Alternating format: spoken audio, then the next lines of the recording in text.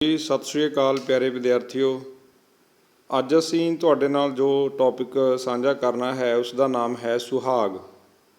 ਸੁਹਾਗ ਅਸਲ ਦੇ ਵਿੱਚ ਜਿਵੇਂ ਅਸੀਂ ਸਿੱਠਣੀਆਂ, ਟੱਪੇ, ਢੋਲੇ, ਮਾਹੀਏ ਦੀ ਗੱਲ ਕਰਦੇ ਹਾਂ, ਉਸੇ ਤਰ੍ਹਾਂ ਸੁਹਾਗ ਵੀ ਸਾਡਾ ਪੰਜਾਬੀ ਲੋਕ ਗੀਤਾਂ ਦੀ ਵੰਨਗੀ ਦੇ ਵਿੱਚ ਗਾਇਆ ਜਾਣ ਵਾਲਾ ਇੱਕ ਉਹ ਗੀਤ ਹੈ ਜਿਸ ਘਰ ਲੜਕੀ ਦੀ ਮੈਰਿਜ ਹੁੰਦੀ ਹੈ ਉਸ ਦੇ ਘਰ ਜਿਹੜੀਆਂ ਲੜਕੀਆਂ ਦੀਆਂ ਰਿਸ਼ਤੇਦਾਰ ਔਰਤਾਂ, ਤਾਈਆਂ, ਚਾਚੀਆਂ ਅਤੇ ਕੁੜੀਆਂ ਰਲ ਕੇ ਗਾਉਂਦੀਆਂ ਹਨ। ਅਸਲ ਦੇ ਵਿੱਚ ਜੋ ਸੁਹਾਗ ਹੁੰਦਾ ਹੈ ਉਹ ਇੱਕ ਕੁੜੀ ਦੇ ਮਨ ਦੀ ਹੂਕ ਹੁੰਦੀ ਹੈ, ਇੱਕ ਕੁੜੀ ਦੇ ਮਨ ਦੀ ਆਵਾਜ਼ ਹੁੰਦੀ ਹੈ ਜੋ ਉਹ ਆਪਣੇ ਪਿਤਾ ਨੂੰ, ਆਪਣੀ ਮਾਂ ਨੂੰ, ਆਪਣੇ ਵੀਰ ਅਤੇ ਤਾਏ ਚਾਚਿਆਂ ਨੂੰ ਮਾਰਦੀ ਹੈ। ਇਸ ਹੂਕ ਦੇ ਵਿੱਚ, ਇਸ ਕਹਾਣੀ ਦੇ ਵਿੱਚ ਕੀ ਕੁਝ ਹੁੰਦਾ ਹੈ, ਆਓ ਉਸ ਨੂੰ ਵਿਸਤਾਰ ਦੇ ਵਿੱਚ ਜਾਣਦੇ ਹਾਂ ਕਿ ਅਸਲ 'ਚ ਸੁਹਾਗ ਕੀ ਹੁੰਦਾ ਹੈ। ਸੁਹਾਗ ਦੇ ਵਿੱਚ ਕੁੜੀ ਆਪਣੇ ਵਰ ਅਤੇ ਘਰ, ਉਹ ਕਿੱਥੇ ਵਿਆਹੀ ਜਾਣੀ ਹੈ, ਉਸ ਲੜਕੇ ਬਾਰੇ ਅਤੇ ਉਸ ਦੇ ਘਰ ਬਾਰੇ ਆਪਣੇ ਪਿਤਾ ਨੂੰ ਸ਼ਰਮਾਉਂਦੀ ਹੋਈ ਚਾਨਣ ਦੇ ਓਹਲੇ ਖੜ੍ਹ ਕੇ ਕੁਝ ਗੱਲਾਂ ਦੱਸਦੀ ਹੈ ਜੋ ਸੁਹਾਗ ਦੀਆਂ ਵੱਖੋ ਵੱਖ ਵੰਨਗੀਆਂ ਦੇ ਵਿੱਚ ਤੁਹਾਡੇ ਸਿਲੇਬਸ ਦੇ ਨਾਲ ਜੁੜੀਆਂ ਹਨ। ਸੋ ਆਓ ਅਸੀਂ ਪੜ੍ਹਦੇ ਹਾਂ ਸੁਹਾਗ। ਵਿਆਹ ਦੇ ਦਿਨਾਂ ਵਿੱਚ ਕੁੜੀ ਦੇ ਘਰ ਇਸਤਰੀਆਂ ਵੱਲੋਂ ਗਾਏ ਜਾਂਦੇ ਲੋਕ ਗੀਤ ਸੁਹਾਗ ਅਖਵਾਉਂਦੇ ਹਨ। ਜਿਹੜੇ ਵੀ ਗੀਤ ਲੜਕੀ ਦੇ ਪਰਿਵਾਰ ਦੇ ਵਿੱਚ ਲੜਕੀ ਦੇ ਵਿਆਹ ਦੇ ਉੱਪਰ ਗਾਏ ਜਾਂਦੇ ਹਨ ਉਹਨਾਂ ਸਾਰਿਆਂ ਨੂੰ ਸੁਹਾਗ ਦੀ ਕੈਟਾਗਰੀ ਵਿੱਚ ਹੀ ਰੱਖਿਆ ਜਾਂਦਾ ਹੈ। ਪਰ ਅਸਲ ਦੇ ਵਿੱਚ ਜੋ ਸੁਹਾਗ ਹੁੰਦਾ ਹੈ ਉਹ ਕੁੜੀ ਦੇ ਮਨ ਦੇ ਮਨੋਭਾਵ ਹੁੰਦੇ ਹਨ। ਇਹ ਲੋਕ ਗੀਤ ਵਿਆਹੀ ਜਾਣ ਵਾਲੀ ਕੁੜੀ ਦੇ ਮਨੋਭਾਵਾਂ ਨੂੰ, ਮਨੋ ਤੋਂ ਭਾਵ ਉਸਦੇ ਅੰਤਰ ਜੋ ਖਿਆਲ ਆਉਂਦੇ ਨੇ, ਮਨੋਭਾਵਾਂ, ਵਿਆਹ ਦੀ ਕਾਮਨਾ ਕਿ ਪਿਤਾ ਵੀ ਹੁਣ ਮੇਰੇ ਨਾਲ ਦੀਆਂ ਕੁੜੀਆਂ ਵਿਆਹੀਆਂ ਗਈਆਂ, ਮੈਨੂੰ ਵੀ ਹੁਣ ਮੇਰੇ ਲਈ ਵੀ ਵਰ ਲੱਭ ਦੇ ਅਤੇ ਮੈਨੂੰ ਵੀ ਤੋਰ, ਸੋਹਣੇ ਵਰ ਅਤੇ ਚੰਗੇ ਘਰ ਦੀ ਲੋਚਾ। ਉਹ ਕਹਿੰਦੀ ਹੈ ਕਿ ਮੈਨੂੰ ਚੰਨ ਵਰਗਾ ਮਾਂ ਹੀ ਲੱਭ ਕੇ ਦੇ ਅਤੇ ਘਰ ਵੀ ਐਸਾ ਲੱਭ ਕੇ ਦੇ ਜਿੱਥੇ ਬੂਰੀਆਂ ਮੱਝਾਂ ਬੰਨੀਆਂ ਹੋਣ, ਹਵੇਲੀ ਹੋਵੇ ਅਤੇ ਮੇਰੀ ਜਿਹੜੀ ਸੱਸ ਆ ਉਹ ਵੀ ਮਤਲਬ ਇਲਾਕੇ ਦੀ ਪ੍ਰਧਾਨ ਹੋਵੇ ਅਤੇ ਜਿਹੜਾ ਮੇਰਾ ਸਹੁਰਾ ਉਹ ਇਲਾਕੇ ਦਾ ਚੌਧਰੀ ਸਰਦਾਰ ਹੋਵੇ। ਪੇਕੇ ਅਤੇ ਸਹੁਰੇ ਘਰ ਨਾਲ ਇੱਕ ਰਸ ਵਿਆਹੁਤਾ ਜ਼ਿੰਦਗੀ ਦੀ ਕਲਪਨਾ ਉਹ ਚਾਹੁੰਦੀ ਆ ਕਿ ਮੇਰਾ ਜਿਹੜਾ ਬਾਬਲ ਆ ਇਹਦਾ ਜਿਹੜਾ ਅਸੀਂ ਕਹਿੰਦੇ ਨਾ ਪੇਕਾ ਘਰ, ਪੇਕੇ ਅਤੇ ਸਹੁਰੇ ਘਰ ਨਾਲ ਇੱਕ ਰਸ ਵਿਆਹੁਤਾ ਜ਼ਿੰਦਗੀ ਦੀ ਕਲਪਨਾ ਹੈ। ਉਹ ਆਪਣੇ ਪਿਤਾ ਦੇ ਘਰ ਬੈਠ ਕੇ ਉਹਦੇ ਅੰਦਰ ਜੋ ਰਸ ਆ ਰਿਹਾ, ਜ਼ਿੰਦਗੀ ਦੇ ਵਿੱਚ ਬੇਟਾ 9 ਰਸ ਹੁੰਦੇ ਨੇ, ਉਹਨਾਂ ਦੇ ਵਿੱਚੋਂ ਇੱਕ ਰਸ ਹੈ। ਕਿਹੜਾ ਰਸ ਹੈ? ਉਹ ਆਪਣੀ ਸਹੁਰਾ ਘਰ ਵਿੱਚ ਜਾਣ ਵਾਲੀ ਜ਼ਿੰਦਗੀ ਦੀ ਕਲਪਨਾ ਹੈ। ਉਹ ਸੋਚਦੀ ਹੈ ਕਿ ਇੱਦਾਂ ਹੋਵੇ, ਇੱਦਾਂ ਹੋਵੇ। ਮਾਪਿਆਂ ਦਾ ਘਰ ਛੱਡੇ ਜਾਣ ਦਾ ਉਦਰੇਵਾਂ ਉਹਦੇ ਅੰਦਰ ਇਹ ਹੈ ਕਿ ਵੀ ਸਾਡਾ ਚਿੜੀਆਂ ਦਾ ਚੰਬਾ ਵੇ ਬਾਬਲ ਐਸਾ ਉੱਡ ਜਾਣਾ। ਉਹ ਕਹਿੰਦੀ ਹੈ ਕਿ ਹੇ ਪਿਤਾ, ਜਿਹੜਾ ਤੇਰਾ ਘਰ ਹੈ ਉਹ ਮਹਿਲ ਆ, ਉਹ ਕੁੜੀ ਖੁਦ ਨੂੰ ਸੰਬੋਧਨ ਕਰਦੀ ਵੀ ਮੈਂ ਤਾਂ ਇੱਕ ਚਿੜੀ ਹਾਂ, ਮੈਂ ਇੱਥੋਂ ਤੇਰੇ ਵਿਹੜੇ 'ਚੋਂ ਉਡਾਰੀ ਮਾਰ ਪਤਾ ਨਹੀਂ ਕਿਹੜੇ ਪ੍ਰਦੇਸ਼ ਤੁਰ ਜਾਣਾ। ਮਾਪਿਆਂ ਦਾ ਘਰ ਛੱਡੇ ਜਾਣ ਦਾ ਉਦਰੇਵਾਂ ਬੇਟਾ ਉਹੀ ਹੁੰਦਾ ਉੱਧਰ ਜਾਣਾ, ਅਤੇ ਸੱਭਿਆਚਾਰਕ ਪ੍ਰਭਾਵਾਂ ਹੇਠ ਬੁਣੇ ਸੁਪਨਿਆਂ ਆਦਿ ਦੇ ਪ੍ਰਗਟਾ ਦਾ ਮਾਧਿਅਮ ਬਣਦੇ ਨੇ। ਕੌਣ ਬਣਦੇ ਨੇ? ਸੁਹਾਗ। ਇਹ ਲੋਕ ਗੀਤ। ਇਹਨਾਂ ਲੋਕ ਗੀਤਾਂ ਵਿੱਚ ਵਿਆਹੀ ਜਾਣ ਵਾਲੀ ਕੁੜੀ ਦੇ ਪੇਕੇ ਪਰਿਵਾਰ ਦੇ ਜੀਆਂ ਨਾਲ ਵਿਭਿੰਨ ਰਿਸ਼ਤੇ ਅਤੇ ਫਿਰ ਸਹੁਰੇ ਘਰ ਵਿੱਚ ਨਵੇਂ ਬਣੇ ਰਿਸ਼ਤੇ ਵਾਰ-ਵਾਰ ਆਏ ਹਨ। ਹੁਣ ਆਪਣੇ ਘਰ ਨੂੰ ਜਿਹੜੀ ਕੁੜੀ ਆ ਬੇਟਾ ਉਹ ਮਹਿਲ ਦੱਸਦੀ ਆ, ਉਹ ਦੱਸਦੀ ਹੈ ਕਿ ਚੰਦਨ ਦੇ, ਜਿਵੇਂ ਬਾਗ ਕਹਿ ਦਈਏ, ਚੰਦਨ ਦੀ ਲੱਕੜ ਬੜੀ ਮਹਿੰਗੀ ਆ, ਕਿ ਮੇਰਾ ਪਿਤਾ ਜਿਹੜਾ ਉਹ ਮਹਿਲਾਂ ਦਾ ਰਾਜਾ। ਅਤੇ ਜਦੋਂ ਜਾਂਦੀ ਹੈ ਕਿ ਮੇਰੇ ਰਾਜੇ ਬਾਬਲ ਨੂੰ, ਜਦੋਂ ਇੱਕ ਧੀ ਦਾ ਬੇਟਾ ਕਿਤੇ ਮੈਰਿਜ ਹੁੰਦੀ ਹੈ ਤਾਂ ਉਹਦੇ ਰਾਜੇ ਬਾਬਲ ਨੂੰ ਝੁਕਣਾ ਪੈਂਦਾ। ਉਹ ਦੱਸਦੀ ਹੈ ਕਿ ਮੇਰੇ ਮਹਿਲਾਂ ਦੇ ਮਾਲਕ ਬਾਬਲ ਨੂੰ ਹੁਣ ਮੇਰਾ ਵਰ ਲੱਭਣ ਲਈ ਜਦੋਂ ਮੈਨੂੰ ਉਹ ਵਿਆਹ ਦੇਣਗੇ ਮੇਰੇ ਸਹੁਰੇ ਪਰਿਵਾਰ ਅੱਗੇ ਝੁਕਣਾ ਪਊਗਾ। ਮਤਲਬ ਝੁਕਣ ਲਈ ਬੇਟਾ ਇਹ ਨਹੀਂ ਕਿ ਜੇ ਧੀ ਜੰਮ ਲਈ ਤਾਂ ਕਿ ਉਹਨਾਂ ਦੇ ਬਾਬਲ ਦੇ ਕੋਈ ਗਰਦਨ ਨੀਵੀਂ ਹੋਊਗੀ ਜਾਂ ਉਹਨਾਂ ਦੀ ਸ਼ਾਨ ਨੀਵੀਂ ਹੋਊਗੀ। ਉਹਨਾਂ ਦੇ ਮਤਲਬ ਇਹ ਸਮਾਜਿਕ ਰਸਮਾਂ ਨੇ ਕਿ ਬਾਬਲ ਹਮੇਸ਼ਾ ਹੀ ਜਿੱਥੇ ਆਪਣੀ ਧੀ ਦਾ ਰਿਸ਼ਤਾ ਕਰਦਾ ਉੱਥੇ ਉਹਨਾਂ ਪਰਿਵਾਰ ਦੇ ਲੋਕਾਂ ਨੂੰ ਬੜੇ ਅਦਬ ਨਾਲ ਮਿਲਦਾ ਹੈ। ਇਹਦੇ ਵਿੱਚ ਉਹ ਮਤਲਬ ਵੇਗ ਨੂੰ, ਉਸ ਭਾਵ ਨੂੰ ਵੀ ਵਿਅਕਤ ਕਰਦੀ ਹੈ ਕੁੜੀ। ਇਹਨਾਂ ਲੋਕ ਗੀਤਾਂ ਵਿੱਚ ਵਿਆਹੀ ਜਾਣ ਵਾਲੀ ਕੁੜੀ ਦੇ ਪੇਕੇ ਪਰਿਵਾਰ ਦੇ ਜੀਆਂ ਨਾਲ ਵਿਭਿੰਨ ਰਿਸ਼ਤੇ ਅਤੇ ਫਿਰ ਸਹੁਰੇ ਘਰ ਵਿੱਚ ਬਣੇ ਰਿਸ਼ਤੇ ਵਾਰ-ਵਾਰ ਆਏ ਹਨ। ਰਿਸ਼ਤਿਆਂ ਦੇ ਇਸ ਤਾਣੇ ਬਾਣੇ ਵਿੱਚ ਕਿਤੇ ਨਿੱਘ ਹੈ, ਕਿਤੇ ਤਣਾਅ ਹੈ। ਇਹਨਾਂ ਵਿੱਚ ਹੀ ਸਮਾਜਿਕ ਅਤੇ ਆਰਥਿਕ ਪੱਖ ਸਿੱਧੇ ਜਾਂ ਅਸਿੱਧੇ ਢੰਗ ਨਾਲ ਅਸਰਦਾਰ ਹੁੰਦੇ ਦਿਸਦੇ ਹਨ। ਸੋ ਸਮਾਜਿਕ ਪੱਖਾਂ ਦੀ ਗੱਲ ਵੀ ਬੇਟਾ ਸੁਹਾਗਾਂ ਦੇ ਵਿੱਚ ਅਸੀਂ ਕਰਦੀ ਹੈ ਜਿਹੜੀ ਕੁੜੀ ਆ, ਜਿਹੜੇ ਸਾਡੇ ਪੰਜਾਬੀ ਲੋਕ ਗੀਤ ਨੇ ਸੁਹਾਗ, ਉਹਨਾਂ ਦੇ ਵਿੱਚ ਇਹਨਾਂ ਦਾ ਜ਼ਿਕਰ ਵੀ ਆਉਂਦਾ ਹੈ। ਵਿਆਹ ਵਿਅਕਤੀ ਦੀ ਸਮਾਜਿਕ ਜ਼ਿੰਦਗੀ ਦਾ ਮਹੱਤਵਪੂਰਨ ਭਾਗ ਹੁੰਦਾ ਹੈ ਜਾਂ ਮਹੱਤਵਪੂਰਨ ਘਟਨਾ ਹੁੰਦੀ ਹੈ। ਕੁੜੀ ਲਈ ਵਿਆਹ ਲਾਡਾਂ ਪਿਆਰਾਂ ਦੇ ਪੇਕੇ ਸੰਸਾਰ ਵਿੱਚੋਂ ਵਿਦਾ ਹੋ ਕੇ, ਹੁਣ ਜਿਹੜੀ ਕੁੜੀ ਆ ਜਿੱਥੇ ਉਹਨੂੰ ਲਾਡ ਪਿਆਰ ਨਾਲ ਪਾਲਿਆ ਜਾਂਦਾ ਆਪਣੇ ਘਰ, ਉਹਨੂੰ ਬੋਲਦੇ ਨੇ ਪੇਕਾ ਸੰਸਾਰ, ਇਸ ਵਿੱਚੋਂ ਵਿਦਾ ਹੋ ਕੇ ਸਹੁਰੇ ਘਰ ਦੇ ਅਣਦੇਖੇ ਨਵੇਂ ਸੰਸਾਰ ਵਿੱਚ ਪ੍ਰਵੇਸ਼ ਕਰਨ ਦੀ ਰੀਤ ਦਾ ਨਾਂ ਹੈ ਵਿਆਹ। ਕੀ ਹੁੰਦਾ? ਕੁੜੀ ਨੂੰ ਆਪਣਾ ਲਾਡਾਂ ਪਿਆਰਾਂ ਵਾਲਾ ਜਿਹੜਾ ਘਰ ਹੈ, ਪੇਕਾ ਪਰਿਵਾਰ ਛੱਡ ਕੇ ਇੱਕ ਅਣਦੇਖੇ ਇੱਕ ਨਵੇਂ ਸੰਸਾਰ ਵਿੱਚ ਪ੍ਰਵੇਸ਼ ਕਰਨ ਦੀ ਰੀਤ ਦਾ ਨਾਂ ਹੁੰਦਾ ਵਿਆਹ। ਉਹ ਆਪਣਾ ਘਰ ਛੱਡ ਕੇ ਦੂਸਰੇ ਘਰ ਜਾਂਦੀ ਹੈ। ਪੇਕੇ ਘਰ ਦੀ ਸੁਰੱਖਿਆ ਦੇ ਮੁਕਾਬਲੇ, ਮਤਲਬ ਉਹਦਾ ਜਿਹੜਾ ਘਰ ਹੈ ਉੱਥੇ ਉਹਦਾ ਭਰਾ ਉਹਦਾ ਪਹਿਰੇਦਾਰ, ਉਹਦਾ ਪਿਤਾ ਉਹਦਾ ਪਹਿਰੇਦਾਰ ਆ, ਉਹਦੀ ਮਾਂ ਉਹਦੀ ਪਹਿਰੇਦਾਰ ਆ, ਬੜਾ ਸੁਰੱਖਿਅਤ ਮਹਿਸੂਸ ਕਰਦੀ ਹੈ ਕੁੜੀ ਆਪਣੇ ਪੇਕੇ ਪਰਿਵਾਰ ਦੇ ਵਿੱਚ। ਪੇਕੇ ਘਰ ਦੀ ਸੁਰੱਖਿਆ ਦੇ ਮੁਕਾਬਲੇ ਨਵੇਂ ਸਹੁਰੇ ਘਰ ਦਾ ਓਪਰਾ ਅਤੇ ਅਣਜਾਣਿਆ ਮਾਹੌਲ ਹੁੰਦਾ ਹੈ, ਜਿਸ ਪ੍ਰਤੀ ਕੁੜੀ ਦੇ ਮਨ ਵਿੱਚ ਕਈ ਪ੍ਰਕਾਰ ਦੇ ਸੰਸ਼ੇ ਹੁੰਦੇ ਹਨ। ਉਹ ਸੋਚਦੀ ਹੈ ਕਿ ਮੈਂ ਆਪਣੇ ਘਰ ਕਿੰਨੀ ਖੁਸ਼ ਹਾਂ, ਉੱਥੇ ਪਤਾ ਨਹੀਂ ਮੇਰੀ ਕੋਈ ਇੱਦਾਂ ਕੇਅਰ ਕਰੂਗਾ ਜਾਂ ਨਹੀਂ ਕਰੂਗਾ, ਮੈਂ ਆਪਣੇ ਬਾਬਲ ਦੇ ਘਰ ਕਿੰਨੀ ਖੁਸ਼ ਹਾਂ, ਰੱਜ ਕੇ ਖਾਂਦੀ ਹਾਂ, ਰੱਜ ਕੇ ਸੌਂਦੀ ਹਾਂ, ਅੱਗੇ ਪਤਾ ਨਹੀਂ ਇੱਦਾਂ ਦਾ ਮਾਹੌਲ ਮਿਲੂਗਾ ਜਾਂ ਨਹੀਂ ਮਿਲੂਗਾ। ਇਹ ਸਾਰੀਆਂ ਮਨੋਭਾਵਨਾਵਾਂ ਬੇਟਾ ਸੁਹਾਗ ਦੇ ਵਿੱਚ ਕਿਤੇ ਨਾ ਕਿਤੇ ਦੱਬੀਆਂ ਹੁੰਦੀਆਂ ਨੇ, ਕਿਤੇ ਨਾ ਕਿਤੇ ਗਾਈਆਂ ਜਾਂਦੀਆਂ ਨੇ। ਇਹ ਗੀਤ ਆ ਬੇਟਾ, ਇਸ ਗੀਤ ਦੇ ਵਿੱਚ ਇਹ ਸਾਰਾ ਕੁਝ ਸ਼ਾਮਲ ਹੁੰਦਾ। ਦੂਜੇ ਬੰਨੇ ਸਮਾਜਿਕ ਪ੍ਰਬੰਧ ਮੁਤਾਬਕ ਉਸ ਦੇ ਸਹੁਰੇ ਘਰ ਜਾਣਾ ਹੀ ਹੁੰਦਾ ਹੈ। ਜੋ ਸਮਾਜਿਕ ਪ੍ਰਬੰਧ ਹੈ ਉਹ ਕਹਿੰਦਾ ਭਾਈ ਧੀਆਂ ਨੂੰ ਰਾਜੇ ਮਹਾਰਾਜਿਆਂ ਨੇ ਨਹੀਂ ਰੱਖਿਆ, ਚਾਹੇ ਗਰੀਬ ਆ ਜਾਂ ਅਮੀਰ ਆ, ਹਰੇਕ ਨੇ ਆਪਣੀ ਧੀ ਨੂੰ ਵਿਆਹ ਕੇ ਉਸ ਦੇ ਘਰ ਮਤਲਬ ਕਿ ਸਹੁਰੇ ਘਰ ਉਹਨੂੰ ਭੇਜਣਾ ਹੀ ਹੁੰਦਾ ਹੈ। ਬਾਲਗ ਇਸਤਰੀ ਲਈ ਸਹੁਰਾ ਘਰ ਨਵੀਆਂ ਭੂਮਿਕਾਵਾਂ ਨਿਭਾਉਣ ਦੇ ਮੌਕੇ ਦਿੰਦਾ ਹੈ। ਬਾਲਗ ਤੋਂ ਭਾਵ ਬੇਟਾ ਜਿਹੜੀਆਂ ਕੁੜੀਆਂ 18 ਸਾਲ ਤੋਂ ਉੱਪਰ ਉਮਰ ਦੀਆਂ ਹੋ ਜਾਂਦੀਆਂ ਨੇ, ਉਹਨੂੰ ਆਪਣੇ ਘਰ ਦੇ ਵਿੱਚ ਉਹ ਇੱਕ ਧੀ ਬਣ ਕੇ ਰਹਿੰਦੀ ਹੈ, ਅਤੇ ਜਦੋਂ ਉਹਦਾ ਵਿਆਹ ਹੋ ਜਾਂਦਾ ਸਹੁਰੇ ਘਰ ਵਿੱਚ ਜਾ ਕੇ ਉਹ ਕਿਸੇ ਦੀ ਭਾਬੀ, ਕਿਸੇ ਦੀ ਚਾਚੀ, ਕਿਸੇ ਦੀ ਮਾਮੀ, ਹੈ ਨਾ, ਭੂਆ, ਕਿੰਨੇ ਵੱਖ ਵੱਖਰੇ ਜਿਹੜੇ ਭੂਮਿਕਾਵਾਂ ਨੇ ਉਹਨਾਂ ਦੇ ਵਿੱਚੋਂ ਇੱਕ ਕੁੜੀ ਜਦੋਂ ਅਨਮੈਰਿਡ ਹੁੰਦੀ ਹੈ ਬੇਟਾ, ਉਹਦੇ ਨਾਲ ਇਹ ਰਿਸ਼ਤੇ ਨਹੀਂ ਹੁੰਦੇ, ਅਤੇ ਜਦੋਂ ਵਿਆਹ ਹੋ ਜਾਂਦਾ ਉਹ ਬਹੁਤ ਸਾਰੇ ਹੋਰ ਰਿਸ਼ਤਿਆਂ 'ਚ ਬਹੁਤ ਸਾਰੀਆਂ ਹੋਰ ਜ਼ਿੰਮੇਵਾਰੀਆਂ ਦੇ ਵਿੱਚ ਵੱਜ ਜਾਂਦੀ ਹੈ। ਫਿਰ ਘਰ ਨਵੀਆਂ ਭੂਮਿਕਾਵਾਂ ਨਿਭਾਉਣ ਦੇ ਮੌਕੇ ਦਿੰਦਾ ਹੈ। ਕਿਹੜਾ ਘਰ? ਸਹੁਰਾ ਘਰ। ਇਸ ਲਈ ਉਸ ਦੇ ਮਨ ਵਿੱਚ ਚਾਵਾਂ ਦੇ ਭਾਵ ਵੀ ਰਲੇ ਹੁੰਦੇ ਹਨ। ਕਿਤੇ ਨਾ ਕਿਤੇ ਉਹਦੇ ਮਨ 'ਚ ਖੁਸ਼ੀ ਵੀ ਹੁੰਦੀ ਆ ਕਿ ਮੈਂ ਉੱਥੇ ਜਾਵਾਂਗੀ, ਮੇਰਾ ਘਰ ਹੋਊਗਾ, ਉੱਥੇ ਮਤਲਬ ਮੇਰੀ ਲਾਣੇਦਾਰੀ ਹੋਊਗੀ, ਮੈਂ ਮਾਲਕਣ ਹੋਊਗੀ, ਮੇਰਾ ਇੱਕ ਉੱਚਾ ਅਹੁਦਾ, ਮੇਰਾ ਇੱਕ ਰੁਤਬਾ ਹੋਊਗਾ। ਇਹ ਕੁੜੀ ਦੇ ਮਨ 'ਚ ਇਹ ਚੀਜ਼ਾਂ ਵੀ ਆਉਂਦੀਆਂ ਨੇ। ਜਿਹੜੇ ਸਮਾਜਿਕ ਵਾਤਾਵਰਨ ਵਿੱਚੋਂ ਸੁਹਾਗ ਦੇ ਇਹ ਲੋਕ ਗੀਤ ਪੈਦਾ ਹੋਏ ਹਨ, ਜਿੱਥੇ ਇਹ ਜਿਹੜੇ ਸਮਾਜ 'ਚੋਂ ਇਹ ਗੀਤ ਬਣੇ ਨੇ, ਉਸ ਵਿੱਚ ਕੁੜੀ ਦੇ ਵਿਆਹ ਦਾ ਨਿਰਣਾ ਬਾਬਲ ਕਰਦਾ ਹੈ। ਉਹ ਕਹਿੰਦਾ ਭਾਈ ਹੁਣ ਮੇਰੀ ਧੀ ਜਵਾਨ ਹੋ ਗਈ, ਹੁਣ ਇਹਨੂੰ ਵਿਆਹੁਨੇ ਆ। ਬਹੁਤੇ ਸੁਹਾਗ ਧੀ ਵੱਲੋਂ ਬਾਬਲ ਨੂੰ ਸੰਬੋਧਿਤ ਹੁੰਦੇ ਹਨ।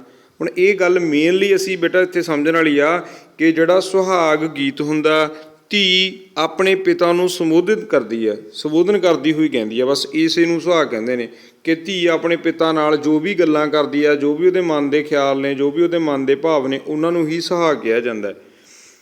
ਬਾਬਲ ਲਈ ਧੀ ਦਾ ਵਿਆਹ ਇੱਕ ਅਜਿਹਾ ਕਾਰਜ ਹੁੰਦਾ ਹੈ ਜੋ ਧਰਮ ਅਖਵਾਉਂਦਾ ਹੈ। ਹਰੇਕ ਪਿਤਾ ਲਈ ਇਹ ਬਹੁਤ ਵੱਡਾ ਧਰਮ ਪੁੰਨ ਦਾ ਕਰਮ ਹੁੰਦਾ ਕਿ ਉਹ ਆਪਣੀ ਧੀ ਨੂੰ ਪਾਲ ਪੋਸ ਕੇ ਜਦੋਂ ਉਹਦਾ ਵਿਆਹ ਕਰ ਦਿੰਦਾ। ਇਹ ਇੱਕ ਵੱਡਾ ਧਰਮ ਆ ਇੱਕ ਪਿਤਾ ਦੇ ਲਈ, ਆਪਣੀ ਧੀ ਨੂੰ ਵਿਆਹੁਣਾ, ਜਿਸ ਦੇ ਕਾਰਨ ਤੇ ਜਸ ਅਤੇ ਪੁੰਨ ਦੋਵੇਂ ਹੁੰਦੇ ਹਨ। ਜਦੋਂ ਆਪਣੀ ਧੀ ਦਾ ਬੇਟਾ ਇੱਕ ਬਾਬਲ ਆਪਣੀ ਧੀ ਦਾ ਵਿਆਹ ਕਰਦਾ ਤਾਂ ਉਹਦੇ ਨਾਲ ਉਸ ਦਾ ਪੁੰਨ ਵੀ ਹੁੰਦਾ ਅਤੇ ਜਸ ਵੀ ਹੁੰਦਾ। ਦੁਨੀਆ 'ਚ ਕਹਿੰਦਾ ਵਾਹ ਬਈ ਫਲਾਣੇ ਸਿੰਘ ਨੇ ਆਪਣੀ ਧੀ ਨੂੰ ਪਾਲ ਕੇ ਪੋਸ ਕੇ ਬੜੇ ਚਾਵਾਂ ਨਾਲ ਲਾਡਾਂ ਨਾਲ ਵਿਦਾ ਕੀਤਾ, ਵਿਆਹ ਕੀਤਾ, ਬਈ ਵਾਹ ਬਈ ਵਾਹ। ਕਹਿੰਦੇ ਇਹਦੇ 'ਚ ਸੋਭਾ ਵੀ ਹੁੰਦੀ ਆ ਅਤੇ ਪੁੰਨ ਵੀ ਹੁੰਦਾ ਹੈ।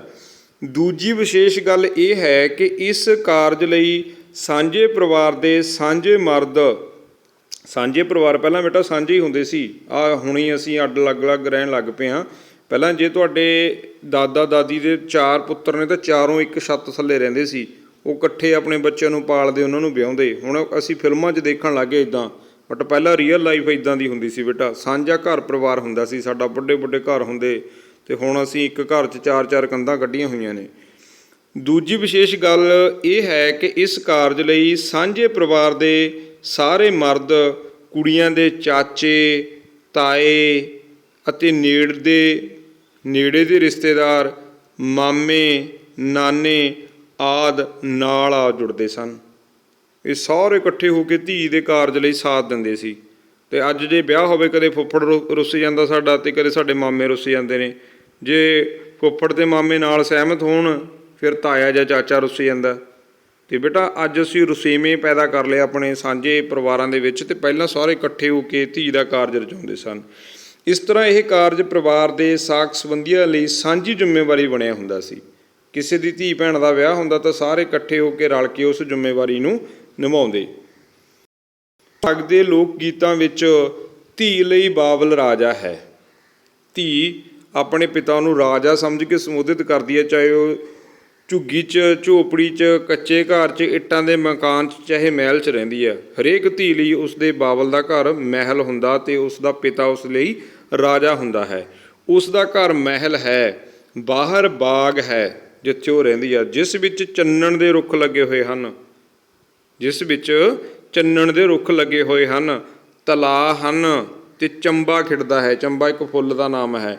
ਇਸ ਤਰ੍ਹਾਂ ਬਾਬਲ ਇੱਕ ਰਾਜੇ ਵਾਂਗ ਹੈ, ਪਰ ਉਸ ਦੀ ਧੀ ਵਿਆਹੁੰਦਾ ਜਾਣੋਂ ਨਿਭ ਜਾਂਦਾ ਹੈ। ਜਦੋਂ ਉਹ ਧੀ ਨੂੰ ਵਿਆਹੁੰਦਾ ਹੈ ਤਾਂ ਉਹ ਵਿਚਾਰਾ ਨਿਭ ਜਾਂਦਾ ਹੈ। ਧੀ ਦੇ ਪੇਕੇ ਪਰਿਵਾਰ ਤੋਂ ਵਿਛੜਨ ਦੀ ਘੜੀ ਬਹੁਤ ਭਾਵੁਕਤਾ ਵਾਲੀ ਹੁੰਦੀ ਹੈ।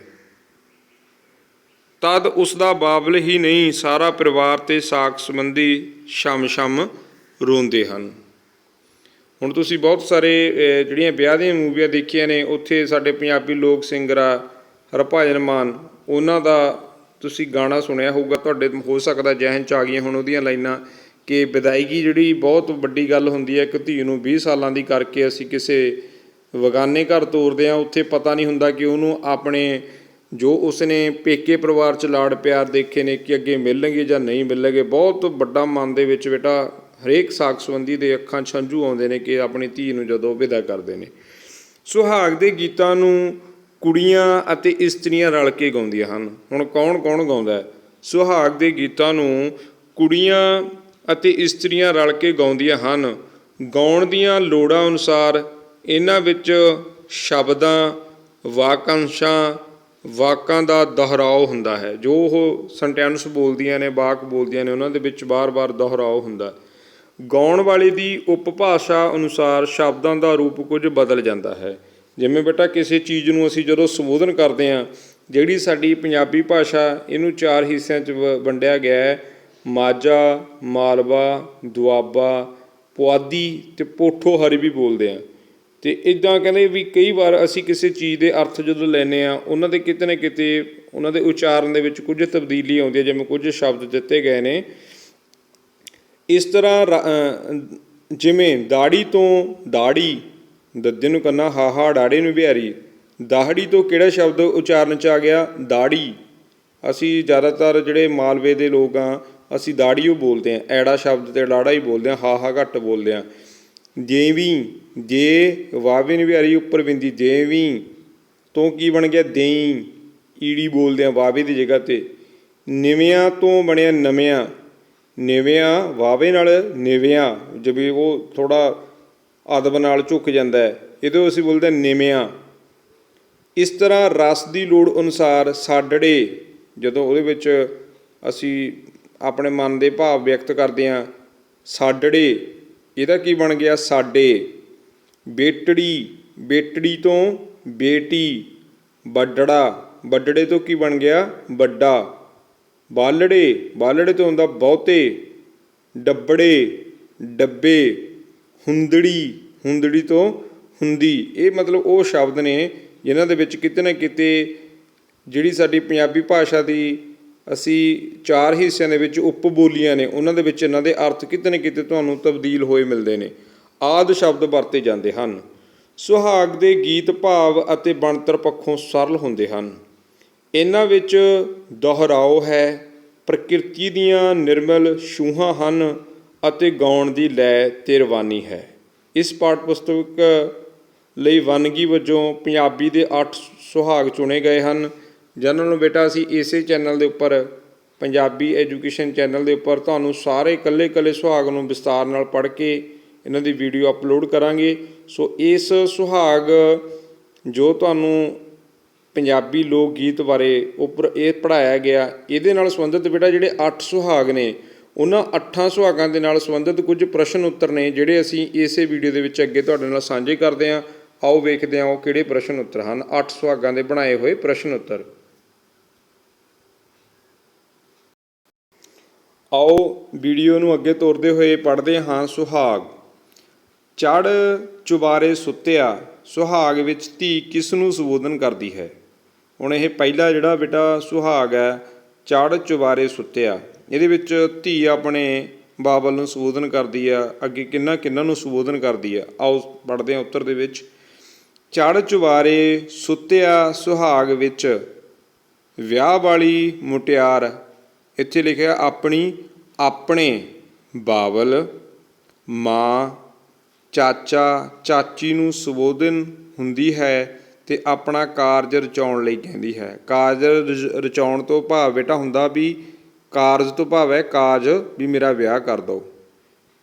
ਉਸ ਦੇ ਨਾਲ ਦੀਆਂ ਸਹੁਰੇ ਚਲੀਆਂ ਗਈਆਂ ਹਨ, ਉਹ ਵੀ ਮੁਟਿਆਰ ਹੋ ਗਈ ਹੈ। ਇਹ ਉਹਦੇ ਮਨ ਦੇ ਭਾਵ ਨੇ। ਇੱਥੇ ਉਹ ਇਸ ਸੁਹਾਗ ਦੇ ਵਿੱਚ ਇਹ ਵਿਅਕਤ ਕਰਨਾ ਚਾਹੁੰਦੀ ਆ ਆਪਣੀ ਮਾਤਾ ਨੂੰ, ਚਾਚੇ ਨੂੰ, ਚਾਚੀ ਨੂੰ ਅਤੇ ਪਿਤਾ ਨੂੰ, ਜਿਹੜਾ ਕੋਠੇ ਦੇ ਉੱਪਰ ਚੁਬਾਰੇ ਦੇ ਉੱਪਰ ਸੁੱਤਾ ਪਿਆ, ਕਿ ਹੇ ਬਾਬਲ, ਮੇਰੇ ਨਾਲ ਦੀਆਂ ਸਕੀਆਂ ਸਹੇਲੀਆਂ ਹੋ ਚੁੱਕੀ ਆ। ਅਤੇ ਹਾਂਜੀ ਬੇਟਾ ਦੁਬਾਰਾ ਜੁੜਦੇ ਹਾਂ ਆਪਾਂ। ਅਤੇ ਉਹ ਕਹਿੰਦੀ ਆ ਕਿ ਹੇ ਬਾਬਲ, ਮੇਰੇ ਨਾਲ ਦੀਆਂ ਸਖੀਆਂ ਸਹੇਲੀਆਂ ਦੀ ਮੈਰਿਜ ਹੋ ਚੁੱਕੀ ਆ, ਹੁਣ ਮੇਰੀ ਵੀ ਉਮਰ ਹੈ, ਮੇਰਾ ਵੀ ਵਿਆਹ ਕਰ ਦਿਓ। ਇੱਥੇ ਇਸ ਸੁਹਾਗ ਦੇ ਵਿੱਚ ਲੜਕੀ ਦੇ ਇਹ ਜਿਹੜੇ ਮਨੋਭਾਵ ਨੇ ਉਹ ਦਰਸਾਏ ਗਏ ਨੇ। ਚੜ੍ਹ ਚੁਬਾਰੇ ਸੁੱਤਿਆ ਸੁਹਾਗ ਵਿੱਚ ਭਾਬੋ ਦੇ ਮਨ ਚਾਅ ਕਿਉਂ ਹੈ? ਭਾਬੋ ਦੇ ਮਨ ਵਿੱਚ ਖੁਸ਼ੀ ਕਿਉਂ ਹੈ? ਭਾਬੋ ਦੇ ਮਨ ਚਾਅ ਜਾਂ ਖੁਸ਼ੀ ਇਸ ਕਰਕੇ ਹੈ, ਉਹ ਚਾਹੁੰਦੀ ਹੈ ਕਿ ਨਣਦ ਛੇਤੀ ਵਿਆਹੀ ਜਾਵੇ। ਉਹ ਚਾਹੁੰਦੀ ਹੈ ਕਿ ਮੇਰੀ ਨਣਦ ਦਾ ਛੇਤੀ ਵਿਆਹ ਹੋ ਜਾਵੇ। ਇਹ 2 ਐਂਗਲਾਂ ਤੋਂ ਆ ਬੇਟਾ। ਇੱਕ ਖੁਸ਼ੀ ਇਹ ਆ ਕਿ ਉਹਨੂੰ ਅਸਲ 'ਚ ਖੁਸ਼ੀ ਆ ਕਿ ਮੇਰੀ ਨਣਦ ਦਾ ਵਿਆਹ ਹੋ ਰਿਹਾ। ਇੱਕ ਖੁਸ਼ੀ ਇਹ ਵੀ ਹੁੰਦੀ ਹੈ ਕਿ ਨਣਦ ਚਲੀ ਜਾਊਗੀ, ਫਿਰ ਮੈਂ ਇਕੱਲੀ ਪ੍ਰਧਾਨ ਰਹੂੰ। ਇਹ 2 ਪਰਪਜ਼ ਨੇ ਇਹਦੇ ਵਿੱਚ। ਬਟ ਅਸੀਂ ਬੇਟਾ ਨੈਗੇਟਿਵ ਨਹੀਂ ਪੋਜ਼ੀਟਿਵ ਸੋਚਣਾ, ਕਿ ਖੁਸ਼ੀ ਨਾਲ ਉਹ ਫੁੱਲੀ ਨਹੀਂ ਸਮਾਈ ਕਿ ਮੇਰੀ ਜਿਹੜੀ ਨਨਾਣ ਆ, ਮੇਰੀ ਨਣਦ ਦਾ, ਉਹਦਾ ਵਿਆਹ। ਇੱਥੇ ਅਸੀਂ ਇਹਨੂੰ ਸਿਰਫ ਇਸੇ ਸੰਦਰਭ ਦੇ ਵਿੱਚ ਲੈਣਾ ਹੈ। ਪ੍ਰਸ਼ਨ ਨੰਬਰ 3, ਬੇਟੀ ਚੰਨਣ ਦੇ ਓਹਲੇ। ਹੁਣ ਚੰਨਣ ਦਾ ਬੇਟਾ ਇੱਕ ਰੁੱਖ ਹੈ, ਬੇਟੀ ਉਹਦੇ ਓਹਲ ਦੇ ਵਿੱਚ ਖੜ੍ਹ ਕੇ ਉਹ ਸਾਹਮਣੇ ਆਪਣੇ ਪਿਤਾ ਦੇ ਸਾਹਮਣੇ ਆ ਕੇ ਇਹ ਗੱਲ ਨਹੀਂ ਕਹਿ ਰਹੀ, ਬਟ ਉਹਦੇ ਓਹਲੇ ਸ਼ਰਮ ਹਿਆ ਦੀ ਮਾਰੀ ਉਹ ਉਹਦੇ ਓਹਲੇ 'ਚ ਖੜ੍ਹ ਕੇ ਸੰਬੋਧਨ ਕਰਦੀ ਹੈ। ਕੀ ਕਰਦੀ ਆ? ਬੇਟੀ ਚੰਨਣ ਦੇ ਓਹਲੇ ਲੋਕ ਗੀਤ ਵਿੱਚ ਧੀ ਆਪਣੇ ਲਈ ਕਿਹੋ ਜਿਹਾ ਵਰ ਚਾਹੁੰਦੀ ਹੈ? ਹੁਣ ਉਹ ਪਿਤਾ ਨੂੰ ਚੰਨਣ ਦੇ ਰੁੱਖ ਦੇ ਓਹਲੇ 'ਚ ਖੜ੍ਹ ਕੇ ਕਹਿੰਦੀ ਹੈ ਕਿ ਮੇਰੇ ਲਈ ਘਰ ਵਾਲਾ ਕਿਹੋ ਜਿਹਾ ਲੱਭੀ। ਕਿਹੋ ਜਿਹਾ ਲੱਭਦੀ ਹੈ ਜਾਂ ਕਿਹੋ ਜਿਹਾ ਲੱਭਣ ਲਈ ਕਹਿੰਦੀ ਹੈ? ਉੱਤਰ ਹੈ, ਬੇਟੀ ਚੰਨਣ ਦੇ ਓਹਲੇ ਸੁਹਾਗ ਵਿੱਚ ਮੁਟਿਆਰ ਕੁੜੀ ਆਪਣੇ ਲਈ ਤਾਰਿਆਂ ਵਿੱਚ ਚੰਦਰਮਾ ਵਾਂਗੂ ਸੋਹਣਾ, ਚੰਦਰਮਾ ਤੋਂ ਵੀ ਸੋਹਣਾ, ਕਿਹੋ ਜਿਹਾ ਵੀ ਜਿਵੇਂ ਤਾਰਿਆਂ 'ਚ ਚੰਦਰਮਾ ਚਮਕਦਾ, ਪਿਤਾ ਜੀ ਮੇਰੇ ਲਈ ਇਹੋ ਜਿਹਾ ਵਰ ਲੱਭੀ। ਅਤੇ ਹੋਰ ਵੀ ਸੋਹਣਾ ਕਿਵੇਂ? ਕਾਨ ਕਨ੍ਹਈਆ ਕ੍ਰਿਸ਼ਨ ਵਰਗਾ ਵਰ ਚਾਹੁੰਦੀ ਹੈ, ਕਿ ਜਿਵੇਂ ਕਾਨ ਕਨ੍ਹਈਆ ਕ੍ਰਿਸ਼ਨ, ਉੱਦਾਂ ਦਾ ਵਰ ਮੈਨੂੰ ਲੱਭ ਕੇ ਦੇਈ ਮੇਰੇ ਪਿਤਾ ਜੀ। ਇਸ ਸੁਹਾਗ ਵਿੱਚ ਬਾਪ ਅਤੇ ਧੀ ਵਿਚਕਾਰ ਧੀ ਲਈ ਲੱਭੇ ਜਾਣ ਵਾਲੇ ਵਰ ਸੰਬੰਧੀ ਵਾਰਤਾਲਾਪ ਹੁੰਦਾ। ਇਹ ਜਿਹੜੀ ਸੁਹਾਗ ਹੈ, ਇਹਦੇ ਵਿੱਚ ਧੀ ਕਿਹੋ ਜਿਹਾ ਵਰ ਲੱਭਣ ਬਾਰੇ ਆਪਣੇ ਪਿਤਾ ਨੂੰ ਸੰਬੋਧਨ ਕਰਦੀ ਆ, ਉਸ ਚੀਜ਼ ਨੂੰ ਦਰਸਾਇਆ ਗਿਆ ਕਿ ਉਹ ਚੰਨ ਵਰਗਾ ਅਤੇ ਕ੍ਰਿਸ਼ਨ ਕਨ੍ਹਈਆ ਵਰਗਾ ਵਰ ਲੱਭਦੀ ਹੈ, ਚਾਹੁੰਦੀ ਹੈ। ਧੀ ਚੰਨਣ ਦਾ ਓਹਲਾ ਇਸ ਲਈ ਤਕਾਉਂਦੀ ਹੈ ਕਿ ਮਨ ਦੀ ਗੱਲ ਬਾਪ ਅੱਗੇ ਕਰਦਿਆਂ ਸੰਗ ਆਉਂਦੀ ਹੈ। ਉਹ ਤਾਂ ਚੰਨਣ ਦੇ ਰੁੱਖ ਦੇ ਓਹਲੇ ਖੜ੍ਹ ਕੇ ਇਹ ਸੰਬੋਧਨ ਕਰਦੀ ਹੈ ਕਿ ਉਹਦੇ ਮਨ ਦੇ ਅੰਦਰ ਸੰਗ ਆਉਂਦੀ ਹੈ, ਉਹ ਪਿਤਾ ਨੂੰ ਸਾਹਮਣੇ ਆ ਕੇ ਨਹੀਂ ਇਹ ਗੱਲ ਕਹਿ ਸਕਦੀ। ਪ੍ਰਸ਼ਨ ਨੰਬਰ 4, ਦਈ ਵੇ ਬਾਬਲਾ ਉਸ ਘਰੇ। ਹੁਣ ਜਿਹੜਾ ਦਈ ਵੇ ਬਾਬਲਾ ਉਸ ਘਰੇ, ਇਹ ਬੇਟਾ ਇਹ ਤੁਹਾਡਾ ਸੁਹਾਗ ਹੈ। ਇਹਦੇ ਵਿੱਚ ਕੀ ਕਹਿੰਦੀ ਹੈ ਕਿ ਹੇ ਪਿਤਾ ਮੈਨੂੰ ਉਸ ਘਰੇ ਤੋਰੀ। ਉਹਦੇ ਵਿੱਚ ਕੌਣ? ਜਿਵੇਂ ਤੁਹਾਨੂੰ ਕਿਹਾ ਜੀ, ਮੇਰੀ ਸੱਸ ਪ੍ਰਧਾਨ ਹੋਵੇ, ਉੱਥੇ ਬੂਰੀਆਂ ਹੋਣ, ਉੱਥੇ ਦਰਜੀ ਬੈਠੇ ਹੋਣ, ਉੱਥੇ ਸੁਨਿਆਰੇ ਬੈਠੇ ਹੋਣ, ਜੇ ਜਿਹੜਾ ਮੇਰਾ ਸਹੁਰਾ ਹੈ ਉਹ ਪ੍ਰਧਾਨ ਹੋਵੇ, ਸਰਦਾਰ ਹੋਵੇ, ਇੱਦਾਂ ਦੀ ਉਹਦੇ ਮਨ 'ਚ ਇੱਛਾ ਹੈ ਇਹ ਸੁਹਾਗ ਦੇ ਵਿੱਚ। ਦਈ ਵੇ ਬਾਬਲਾ ਉਸ ਘਰੇ, ਸੁਹਾਗ ਵਿੱਚ ਕੁੜੀ ਦੀ ਸੱਸ ਸਹੁਰੇ ਬਾਰੇ, ਖੁਸ਼ਹਾਲ ਘਰ ਬਾਰੇ ਕੀ ਕਲਪਨਾਵਾਂ ਹਨ। ਹੁਣ ਕੁੜੀ ਦੀਆਂ ਕੀ ਕਲਪਨਾਵਾਂ ਨੇ ਆਪਣੀ ਸੱਸ ਬਾਰੇ, ਉਸ ਸਹੁਰੇ ਪਰਿਵਾਰ ਬਾਰੇ, ਆਪਣੇ ਸੱਸ ਸਹੁਰੇ ਬਾਰੇ ਕੀ ਉਹ ਸੋਚਦੀ ਹੈ, ਕੀ ਕਲਪਨਾ ਕਰਦੀ ਆ। ਉੱਤਰ ਹੈ ਦਈ ਵੇ ਬਾਬਲਾ ਉਸ ਘਰੇ ਸੁਹਾਗ ਵਿੱਚ ਧੀ ਸੱਸ ਸਹੁਰੇ ਬਾਰੇ ਬਾਬਲ ਨੂੰ ਕਹਿੰਦੀ ਹੈ ਕਿ ਉਸ ਦਾ ਸਹੁਰਾ ਘਰੋਂ ਰੱਜਿਆ ਪੁੱਜਿਆ ਹੈ ਅਤੇ ਆਪਣੇ ਇਲਾਕੇ ਵਿੱਚ ਮੰਨਿਆ ਪ੍ਰਮੰਨਿਆ ਸਰਦਾਰ ਹੋਵੇ ਅਤੇ ਸੱਸ ਸਾਰੇ ਕਬੀਲੇ ਕੋੜਵੇਂ ਵਿੱਚ ਮੰਨੀ ਪ੍ਰਮੰਨੀ ਪ੍ਰਧਾਨ ਹੋਵੇ, ਉਹਦੀਆਂ ਆਪਣੇ ਦਰਾਣੀਆਂ ਜਠਾਣੀਆਂ ਦੇ ਵਿੱਚ ਉਹਦੀ ਥੁੱਕ ਹੋਵੇ, ਉਹ ਉਹਦੀਆਂ ਗੱਲਾਂ ਮੰਨਦੀਆਂ ਹੋਣ, ਮੈਨੂੰ ਇਹੋ ਜਿਹੀ ਸੱਸ ਲੱਭ ਕੇ ਦੇਈਂ। ਅਤੇ ਉਹ ਈਰਖਾ ਨਾ ਕਰਨ ਵਾਲੀ ਹੋਵੇ, ਉਹ ਈਰਖਾ ਹੁੰਦਾ ਬੇਟਾ ਕਿਸੇ 'ਤੇ ਜੈਲਸ ਕਰਨੀ, ਸੜਨਾ ਕਿਸੇ 'ਤੇ, ਇੱਦਾਂ ਦੀ ਨਾ ਹੋਵੇ। ਅਤੇ ਉਸ ਦੇ ਬਹੁਤ ਸਾਰੇ ਪੁੱਤਰ ਹੋਣ, ਪੁੱਤਰ ਤੋਂ ਭਾਵ ਵੀ 3-4 ਪੁੱਤਰ ਹੋਣ। ਫਿਰ ਉਹ ਕਹਿੰਦੀ ਵੀ ਮੈਂ ਉਹਨਾਂ ਨੂੰ ਵਿਆਹ ਕਰੂੰਗੀ, ਉਹਨਾਂ ਦੇ ਫਿਰ ਮੈਂ ਉਹਨਾਂ ਦੇ ਸੁਰਮੇ ਪਾਊਂਗੀ, ਉਹਦੇ ਮਨ ਦੀਆਂ ਭਾਵਨਾਵਾਂ ਨੇ। ਸਹੁਰੇ ਘਰ ਬਾਰੇ ਉਸ ਦੀ ਇੱਛਾ ਹੈ ਕਿ ਉਹ ਇੱਕ ਖੁਸ਼ਹਾਲ ਘਰ ਹੋਵੇ, ਹੱਸਦਾ ਵਸਦਾ ਘਰ ਲੱਭ ਕੇ ਦੇਈਂ, ਜਿੱਥੇ ਕਿੰਨੀਆਂ ਮੱਝਾਂ ਹੋਣ, 60-70 ਬੂਰੀਆਂ ਝੋਟੀਆਂ ਦੁੱਧ ਦੇਣ ਵਾਲੀਆਂ ਹੋਣ, 60-70 ਮੱਝਾਂ ਬੂਰੀਆਂ ਦੁੱਧ ਦੇਣ ਵਾਲੀਆਂ ਹੋਣ। ਦੇਖੋ ਕਿੰਨਾ ਦੁੱਧ ਹੋਊ ਉਹਨਾਂ ਦਾ। ਘਰ ਵਿੱਚ ਦਰਜੀ ਲਗਾਤਾਰ ਬੈਠਾ ਰੇਸ਼ਮ ਦੇ ਕੱਪੜੇ ਸਿਉਂਦਾ ਰਹੇ, ਇੰਨਾ ਵੱਡਾ ਘਰ ਹੋਵੇ, ਮਤਲਬ ਦਰਜੀ ਕੱਪੜੇ ਸਿਉਣ ਵਾਲਾ ਬੈਠਾ ਹੀ ਰਹੇ। ਸੁਨਿਆਰ ਗਹਿਣੇ ਘੜਦਾ ਰਹੇ, ਸੋ ਭਾਵ ਹੈ ਕਿ ਘਰ ਵਿੱਚ ਖਾਣ ਪੀਣ ਪਹਿਨਣ ਅਤੇ ਸ਼ਿੰਗਾਰ ਦੀ ਕੋਈ ਕਮੀ ਨਾ ਹੋਵੇ। ਇਹ ਕੁੜੀ ਦੇ ਮਨ ਦੇ ਬਲਬਲੇ ਨੇ। ਇਸ ਸੁਹਾਗ ਵਿੱਚ ਮੁਟਿਆਰ ਬਾਪ ਨੂੰ ਉਸ ਦੇ ਫਰਜ਼ਾਂ ਬਾਰੇ ਦੱਸਦੀ ਹੈ ਕਿ ਜੇਕਰ ਉਸ ਦੀਆਂ ਉਪਰੋਕਤ ਜਿਹੜੀਆਂ ਉੱਪਰ ਕਹੀਆਂ ਗਈਆਂ ਗੱਲਾਂ ਨੇ, ਉਸ ਦੀਆਂ ਉਪਰੋਕਤ ਭਾਵਨਾਵਾਂ ਦਾ ਧਿਆਨ ਰੱਖਿਆ ਜਾਵੇ ਤਾਂ ਉਸ ਦਾ ਵੱਡਾ ਪੁੰਨ ਹੋਵੇਗਾ ਅਤੇ ਉਸ ਦੀ ਬਹੁਤ ਵੱਡੀ ਵਡਿਆਈ ਹੋਵੇਗੀ। ਹੁਣ ਬੇਟਾ ਇਹ ਸੁਹਾਗ ਹੈ ਕਿ ਕੁੜੀ ਆਪਣੇ ਪਿਤਾ ਨੂੰ ਆਪਣੇ ਜੀਵਨ ਸਾਥੀ ਬਾਰੇ, ਆਪਣੇ ਘਰ ਪਰਿਵਾਰ ਬਾਰੇ, ਸਹੁਰੇ ਪਰਿਵਾਰ ਬਾਰੇ ਜੋ ਕਲਪਨਾਵਾਂ ਕਰਦੀ ਹੋਈ ਸੰਬੋਧਨ ਕਰਦੀ ਆ, ਅਸਲ 'ਚ ਉਹੋ ਹੀ ਸੁਹਾਗ ਹੁੰਦਾ। ਇਹ ਹੁਣ ਕੁੜੀ ਦੀਆਂ ਕਲਪਨਾਵਾਂ ਨੇ। ਜਈ ਵੇ ਬਾਬਲਾ ਉਸ ਘਰੇ ਸੁਹਾਗ ਵਿੱਚ ਉਹ ਕੀ ਡਿਮਾਂਡਸ ਕਰਦੀ ਹੈ। ਸੋ ਆਓ ਆਪਾਂ ਅੱਗੇ ਚੱਲਦੇ ਹਾਂ। 5 ਨੰਬਰ ਜਿਹੜਾ ਤੁਹਾਡਾ ਪ੍ਰਸ਼ਨ ਹੈ, ਅੱਸੂ ਦਾ ਕਾਜ ਰਚਾ। ਹੁਣ 1 ਮਹੀਨਾ ਉਹ ਆਪਣੇ ਘਰ ਦੇ ਵਿੱਚ ਹੋਰ ਰਹਿਣਾ ਚਾਹੁੰਦੀ ਆ, ਬੜੇ ਘਰ ਦੇ ਵਿੱਚ ਸੁਹਾਵਣੇ ਮੌਸਮ ਦੀ ਗੱਲ ਆ ਇਹਦੇ ਵਿੱਚ। ਉਹ ਕਹਿੰਦੀ ਹੈ ਵੀ ਪਿਤਾ ਤੂੰ ਇਹਨੂੰ ਥੋੜ੍ਹਾ ਜਿਹਾ ਅੱਗੇ ਪਾ ਦੇ ਮੇਰੇ ਵਿਆਹ ਨੂੰ, ਆਹ ਮਹੀਨੇ ਮੈਨੂੰ ਇੱਥੇ ਤੇਰੇ ਘਰ ਦੀਆਂ ਰੌਣਕਾਂ ਹੋਰ ਮਾਣ ਲੈਣ ਦੇ। ਕਿੰਨਾ ਠੰਡਾ ਵਧੀਆ ਮੌਸਮ ਆ, ਕੋਈ ਚੀਜ਼ ਦੁੱਧ ਘਿਓ ਮੱਖਣੀ ਕੁਛ ਵੀ ਖਰਾਬ ਨਹੀਂ ਹੁੰਦਾ, ਅਤੇ ਇਹ ਘਰ ਦੇ ਵਿੱਚ ਜਿਹੜੀਆਂ ਰੌਣਕਾਂ ਨੇ ਇਹ ਮਹੀਨੇ ਮੈਨੂੰ ਹੋਰ ਇਹਨਾਂ ਦਾ ਆਨੰਦ ਲੈ ਲੈਣ ਦੇ। ਇਹ ਤੁਹਾਡਾ ਜਿਹੜਾ ਅਗਲਾ ਸੁਹਾਗ ਹੈ, ਅੱਸੂ ਦਾ ਕਾਜ ਰਚਾ। ਸੁਹਾਗ ਵਿੱਚ ਅੱਸੂ ਮਹੀਨੇ 'ਤੇ ਜ਼ੋਰ ਕਿਉਂ ਦਿੱਤਾ ਗਿਆ ਹੈ? ਇਹ ਅੱਸੂ ਦਾ ਮਹੀਨਾ ਕਿਹੜਾ ਹੁੰਦਾ ਹੈ, ਇਹ ਜ਼ਰੂਰ ਤੁਸੀਂ ਸਰਚ ਕਰਨਾ। ਤੁਹਾਨੂੰ ਜਨਵਰੀ ਫਰਵਰੀ ਦੇ ਨਾਲ ਬੇਟਾ ਦੇਸੀ ਮਹੀਨੇ ਵੀ ਆਉਣੇ ਚਾਹੀਦੇ ਹਨ। ਉੱਤਰ ਹੈ ਇਸ ਸੁਹਾਗ ਵਿੱਚ ਅੱਸੂ ਦੇ ਮਹੀਨੇ ਵਿਆਹ ਕਰਨ 'ਤੇ ਧੀ ਇਸ ਕਰਕੇ ਜ਼ੋਰ ਦੇ ਰਹੀ ਹੈ ਕਿ ਉਹ ਸੁਹਾਵਣੀ ਰੁੱਤ ਪੇਕੇ ਰਹਿ ਕੇ ਹੋਰ ਮਾਨਣਾ ਚਾਹੁੰਦੀ ਹੈ, ਕਿ ਮੈਂ ਇੱਥੇ ਹੀ ਰਹਿਣਾ ਚਾਹੁੰਦੀ ਹਾਂ 1 ਮਹੀਨਾ ਹੋਰ। ਅੱਸੂ ਮਹੀਨੇ ਰੁੱਤ ਵੀ ਸੁਹਾਵਣੀ ਹੁੰਦੀ ਹੈ। ਅੰਨ ਅਤੇ ਦਹੀਂ ਦਾ ਜ਼ਿਕਰ ਇਸ ਸੁਹਾਵਣੀ ਰੁੱਤ ਦੇ ਪ੍ਰਸੰਗ ਵਿੱਚ ਹੀ ਕੀਤਾ ਗਿਆ ਹੈ ਕਿ ਅਨਾਜ ਖਰਾਬ ਨਹੀਂ ਹੁੰਦਾ, ਮਤਲਬ ਇੰਨੀ ਵਧੀਆ ਰੁੱਤ ਆ ਕਿ ਮੈਂ ਬਾਬਲ ਇੱਥੇ ਹੀ ਰਹਿਣਾ ਚਾਹੁੰਦੀ ਹਾਂ। ਅਗਲਾ ਹੈ ਸੁਹਾਗ ਪ੍ਰਸ਼ਨ ਨੰਬਰ 6, ਹਰੀਏ ਨੀਰਸ ਭਰੀਏ ਖਜੂਰੇ। ਕੁੜੀ ਦੇ ਵਿਰਲਾਪ ਤੇ ਢੇਰ ਸਾਰੇ ਦਾਜ ਦਾ ਟਾਕਰਾ ਕਿਉਂ ਪ੍ਰਗਟ ਹੋਇਆ ਹੈ? ਉੱਤਰ ਹੈ ਹਰੀਏ ਨੀਰਸ ਭਰੀਏ ਖਜੂਰੇ। ਸੁਹਾਗ ਵਿੱਚ ਹਰੀ ਰਸ ਭਰੀ ਖਜੂਰ ਵਿਆਹੀ ਜਾਣ ਵਾਲੀ ਕੁੜੀ ਨੂੰ ਕਿਹਾ ਗਿਆ ਹੈ। ਹੁਣ ਇਹ ਕੁੜੀ ਨੂੰ ਸੰਬੋਧਨ ਸੁਹਾਗ ਹੈ। ਇਸ ਸੁਹਾਗ ਵਿੱਚ ਕੁੜੀ ਦੇ ਮਾਂ-ਬਾਪ, ਚਾਚਾ ਚਾਚੀ, ਮਾਮਾ ਮਾਮੀ ਆਦਿ ਦੇ ਰਿਸ਼ਤਿਆਂ ਦਾ ਜ਼ਿਕਰ ਹੈ। ਕੁੜੀ ਦੇ ਮਨ ਵਿੱਚ ਵਿਰਲਾਪ ਬਹੁਤ ਦੂਰ ਵਿਆਹੀ ਜਾਣ ਕਰਕੇ ਉਪਜਦਾ ਹੈ। ਉਹ ਉਹਨਾਂ ਨੂੰ ਸਾਰਿਆਂ ਨੂੰ ਕਹਿੰਦੀ ਹੈ ਕਿ ਮੈਂ ਬਹੁਤ ਦੂਰ ਵਿਆਹੀ ਜਾਣਾ, ਜਿਵੇਂ ਸਾਡਾ ਚਿੜੀਆਂ ਦਾ ਚੰਬਾ ਵੇ ਬਾਬਲ ਅਸਾਂ ਉੱਡ ਜਾਣਾ।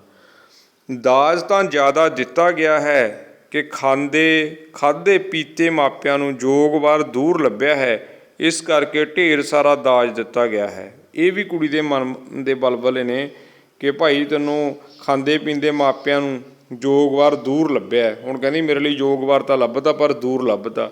ਫਿਰ ਉਹ ਸੰਬੋਧਨ ਕਰਦੀ ਕਹਿੰਦੀ ਸਾਡਾ ਚਿੜੀਆਂ ਦਾ ਚੰਮਾ ਵੇ ਬਾਬਲੇ ਅਸਾਂ ਉੱਡ ਜਾਣਾ।